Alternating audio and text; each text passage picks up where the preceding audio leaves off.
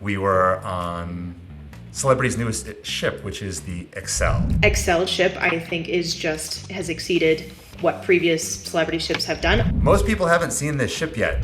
Every performer was top tier, of course, for inaugural ships. I just like the whole thing was really elevated. Like, yeah, we both were just like, wow, this is. And very, I must say, sexy. Very sexy products on board Celebrity. Just gotta say, immediately it was a complete shift from what we've known from Celebrity and for innovation when it comes to cruise ship production. With the bar being elevated, that's just the name of the game these days.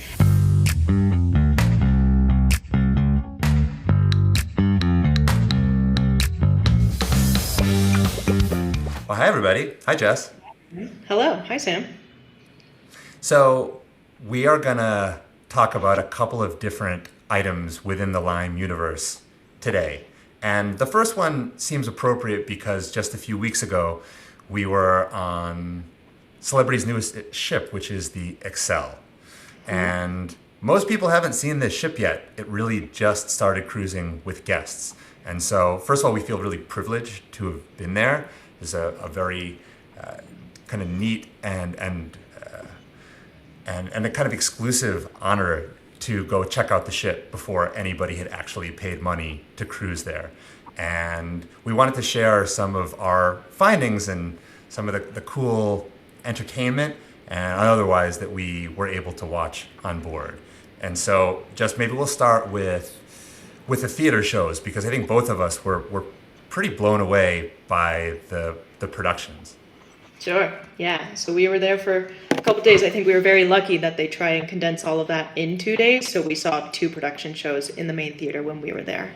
The first one we saw was called Chapters, and immediately was super taken by the costuming, the full theater LED screens that Edge class ships do have, but the technology behind Xcel ship, I think, has exceeded what previous celebrity ships have done. I've not seen tech like that on board a cruise ship prior.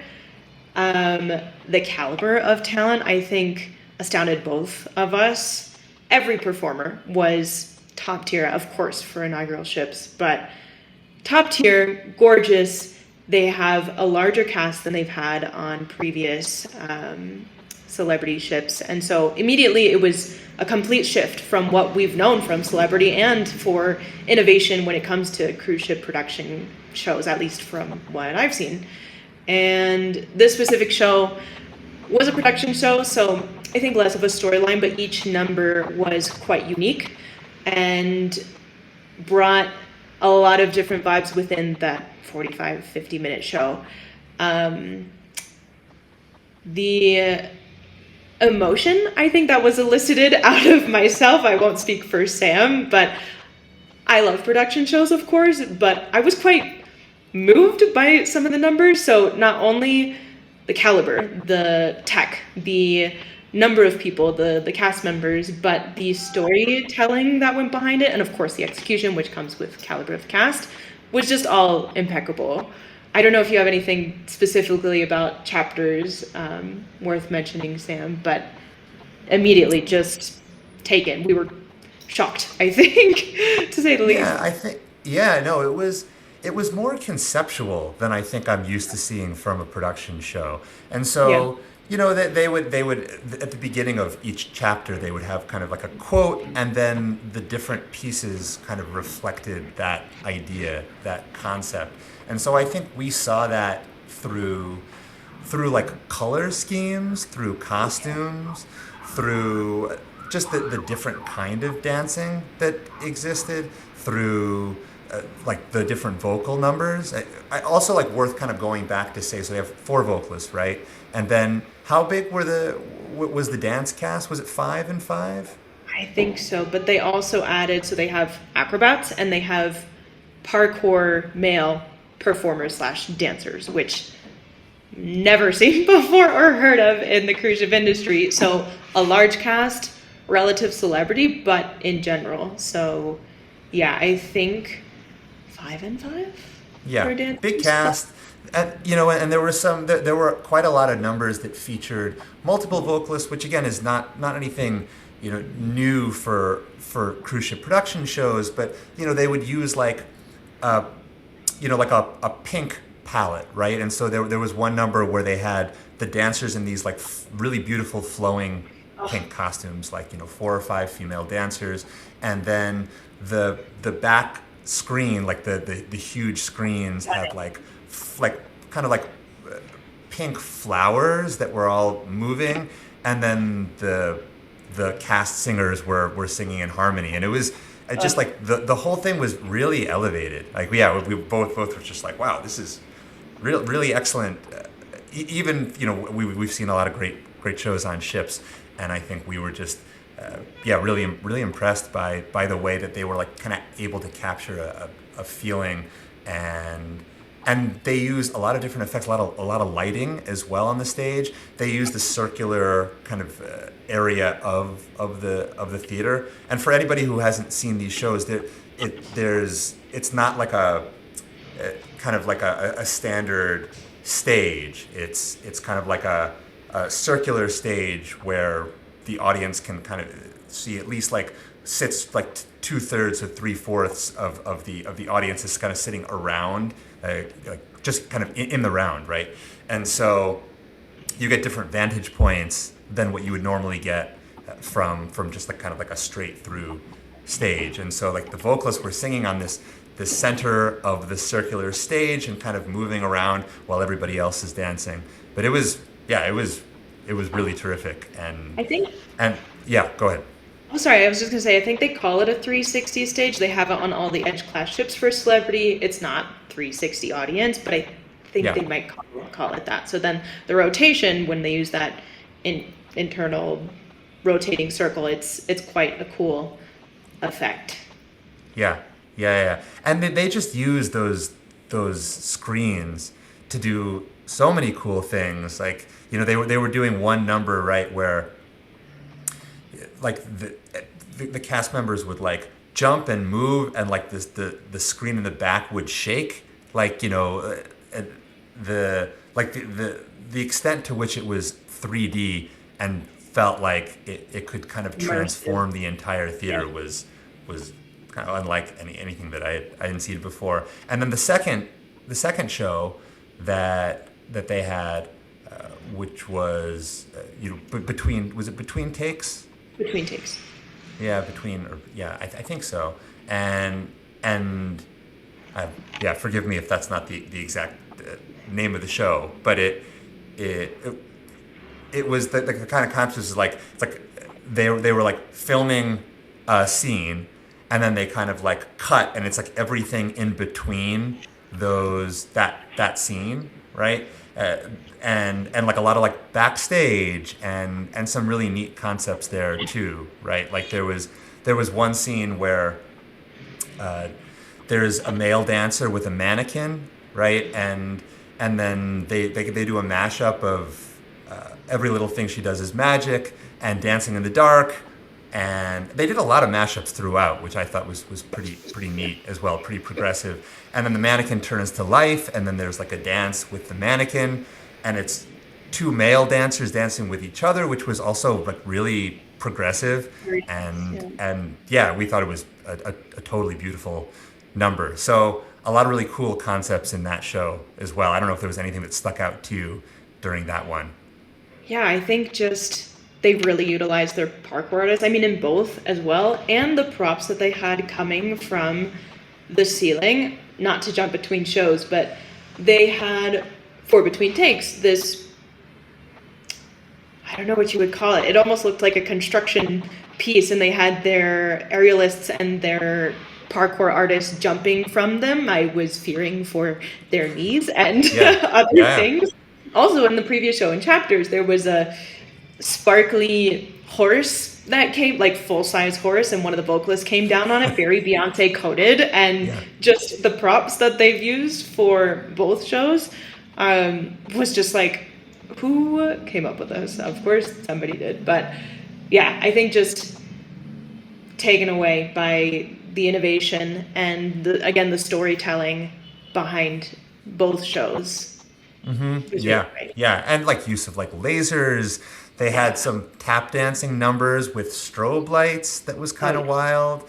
They just, yeah, I think we both kind of wondered if it would be possible to sustain that kind of the kind of talent they have on board for this inaugural cast. The hope is that they do. Obviously, will hopefully play a role in helping to ensure that the incoming cast is as strong as the current cast. But they've just set the bar really high for the kind of performers that they need in order to make these shows successful.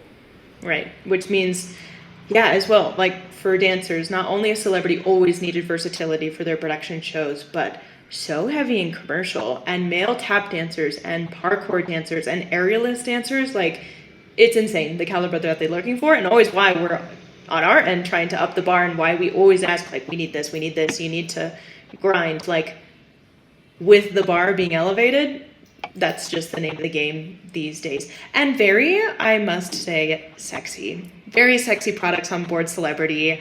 Just gotta say it, like, not only is versatility and caliber important, but almost like, I felt it was almost Super Bowl-esque in, like, just modern and contemporary and, like, sex appeal and of course family friendly. Celebrity is a family friendly line, but bars in the sky, bars in the clouds. So it was so great to see shows. Yeah, I think towing the line, right? You know, like trying to come up with shows that are appealing for all audiences, but like you said, just like incredibly commercial.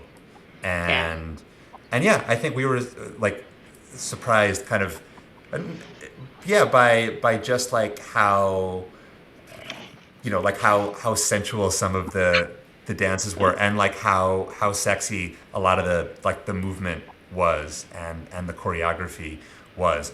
We loved it. We thought it was not like that sounds like that's all that we look for in a show. But no, I think it was just fun for us to see that kind of performance on board, and I hope that the guests feel similarly. It's even for the standard that exists on different fleets in the industry, it was really impressive. So I think maybe from there, and talking about casting needs, moving to the Bazaar, which was it's the back lounge of Xcel, and on past Edge class ships they've had the Eden Lounge, right, which has its own cast and its own musicians. And so the same is true for Bazaar, except it's kind of much more specialized, right? So it's kind of like taking into consideration where the ship is sailing. That's the kind of the concept behind it, that it's like all of these cultures that kind of meet and are represented. And so right now the ship is doing Caribbean and Central American itineraries. And so they have multiple shows that represent these different cultures, right? So if the ship is sailing to or from Mexico, then they have a Mexican show, right? Is that Aqua? Is that the No, Mexican we didn't show? see the Mexican themed show. It was more based on Dia de los Muertos, and I think we only saw two shows. One was Aqua, which is a separate, a little generic, from my understanding, Caribbean Aqua theme. Oh, and then right. That was Trinidad. more Bahamian, right? Bahamian, yeah. Yeah. Bahamian, and then the other one was the Trinidad-based carnival, which comes from Trinidad. I think the shows we didn't see were the Dominican Republic-based show and the Mexican-based show, which the DR-based one is a bit more dance. I mean, they're all very dance-friendly. I mean, being from the Caribbean, this inspired venue, like a lot of bachata and styles from the DR, and the Mexican style Dia de los Muertos themed. Right. And so each of those shows is like a 40-minute show, give or take, where you have like a separate cast that is specific to these shows that's supposed to kind of like represent each of them in terms of like the casting, the male and female dancers, the vocalists, and those shows are are performed a couple times in a particular evening, right? Depending on what the itinerary is. And the performers, in addition to that, throughout those days, depending on where the ship is, if the aqua show's that evening, they'll have pop-ups throughout the day that are also related to that show. So kind of little sprinkles of, get you interested in what's coming later. And that's also quite interesting about the Eden, because they also do that in Eden, but the Bazaar back lounge venue, there's always something going on in that venue. So if you don't know what to do, go back, go aft, go to the back. Right. And the musicians too, like the musicians they cast for this band as the backing band for the production shows are also representative of these different cultures, and they need to be able to read music, because it is like a show that is like standardized. It is a production show of sorts, but they need to have a really strong understanding of these different styles as well. Like you said, like, everything from Caribbean to Mexican to kind of like, pan-Caribbean, like pan-Central America, and like difficult to find musicians who kind of fit the bill for that. And also, when the ship relocates and does the Mediterranean, they'll then need to find musicians who can do, like, from like Italy and from Greece and from Turkey, the different the places that the ship is sailing to and from, and be familiar with those styles, and also have a cast that reflects those itineraries as well. So a super ambitious project, which was a lot of fun. I mean, you can sit like very close for these performances and like kind of see them in a way that you can't for the main lounge. And yeah, we really enjoyed them as well. We felt that it was really well cast, and that the shows were fun. But just like the same questions of of how difficult it'll be to find a lot of performers who can kind of execute at this level, and who are like specifically cast for this show or for these shows. And just top tier talent on top of that. Not only the casting needs ethnically, but incredible performers. And for the cast, I believe they had 4 female dancers, 2 male dancers, and a male and female vocalist, just for cast size. Smaller than theater cast. But it makes sense for the space if you're to see it. Like Sam said, it's immersive, it's right in front of you, and they want it to be a little bit more intimate. So smaller cast size, but still just incredible. Clearly the top performers for a celebrity, just in general. And then let's talk a little bit about the music elsewhere on board, right? Because there's a whole bunch of soloists. There's four guitar soloists, right? And then there's a party band, the 5-piece party band. And then, of course, there's the orchestra that will back headliners and has its own shows, one of which we were able to see. It was a country show that was in the nightclub. And we had some of our own performers there, which was really cool. Some Lime folks that really represented hard. They were super into the shows and sounded fabulous. And it was really fun to watch that show as well, which also had an interactive element to it. Yeah, I think more and more, again, caliber, the bar is just raising. And so not only do you need to be an incredible performer, but you really need to be a showman. You have to have showmanship. You have to, buy into the product you're giving, because at least specifically for this country show, it's very interactive. The activities staff is in the crowd getting people to dance along. A lot of fun tunes there, and it's all memorized. That's the other thing with celebrity. They really like to have their performers memorize their shows so that you can be a showman, or showwoman rather, or show them, and be performing while performing. So the caliber, again, even just for musicians, it's not only what you play, it's another step further than that. So it was we were just like from lounge to lounge, just walking around, really like enjoyed the musical offerings on board. They were just, I mean, of course they're trying to pack as much as they can into 2 days, but it was, I think it gave us some real great insight into what this ship needs and the future of Celebrity, that there's going to be more ships that have a similar build in Xcel class that are going to require this volume of performers, and then for us to try to source them, whether you're like a violinist who can play play solo sets, but also like play in production shows and like look great while you're doing it, including like pop and classical and all of that. What if there are some guitar soloists that are in other shows that need to be able to sing, they have like a big country repertoire, for example. So there's a lot of crossover as well, and really kind of emphasizing versatile performers that I think we're already starting to look for with more kind of specificity and fervor. Yeah.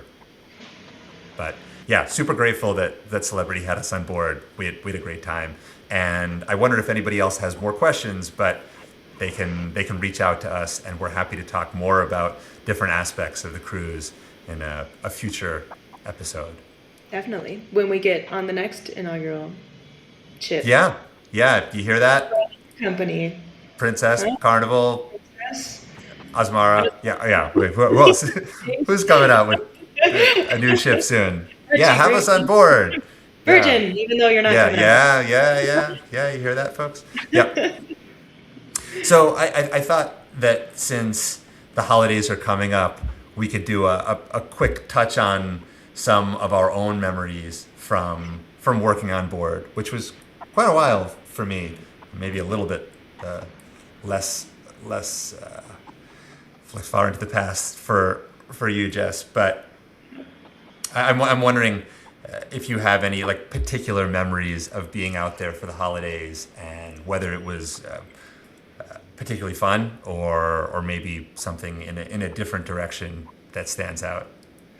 Well, I was on board for 2 holiday seasons, and quite different, I would say. The first was 2019, and I think kind of standard. It was my first Christmas away from home. I was feeling the feels, but the cool thing about being on board is everyone's in the same boat, hardy har, and is away from home, away from family, and so between the band and even some cast members and other musicians tried to do like a white elephant where you bring a gift and then you pick the gift and then you trade the gift for the better gift and do some in spirit things such as that. But a lot of camaraderie, a lot of I think someone dressed up as Santa, as it goes. That was me when I was on board. I loved it. I thought it was awesome because I never celebrated Christmas when I grew up, and so all of a sudden I got on board a ship and I was like, wow, this is amazing. I love this holiday. Everyone else is like, oh, I miss my family. Like we always do this at Christmas. I was like, we did nothing at Christmas. Fantastic. So all of a sudden, put me on a ship at Christmas every year. You got it. Who needs a fit? Who needs a piano? Yeah. I'm going back out there. He's free. He's not doing anything. We need a pianist. So. Yeah. But I would say my second one was vastly different because it was during the times of COVID. Dun, dun, dun. And we were very happy because it was our first time where we could really get together. We were like, we think we're good with regulations. Like everything is kind of settled down. And we had a great time. We all got together. I think it was the happiest I've seen large group of people in a long time. And then, of course, after the fact, people came down with COVID. So that was a different time that is not now, but that was the price you pay for having a little bit of fun. A little bit of fun. But yeah I'm sure you might have more endearing or fun Christmas memories on board. Yeah, something that always stuck out to me, like we played the holiday show on Carnival. And it seemed random until you realized that it was basically just the soundtrack to Home Alone. Like they just kind of hijacked the whole thing. I love Home Alone. I think it's a great movie, and there's a lot of. But like there was a song in there called "Cool Jerk," which doesn't really have much to do with any sort of holiday until you remember that I think it's Home Alone 2, Uncle Frank is listening to it in the shower at the very beginning. So it felt like a fairly random to begin with, and then within that show, there's this the orchestral song that they played, when like Kevin and his family, Kevin's not there, right? Kevin's the only one who's not there, but his family is running through the airport, and it's called Holiday Flight. You know, it's like very like frenetic, and half of us didn't play on it because it was orchestral. So like I don't even think there was a piano part. So I just kind of got to sit back.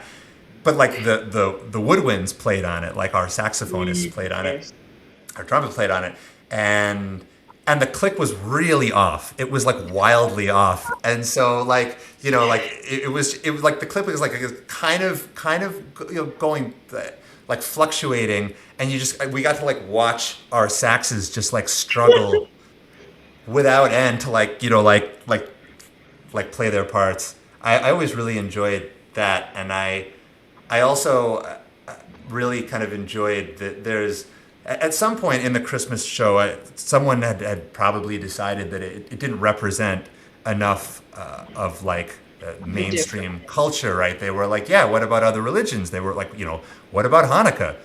It's just a Christmas show. There was probably some guest or 100 guests that were like, well, what about this? And so someone was like, yeah, we should add something. And they were like, how about the dreidel song?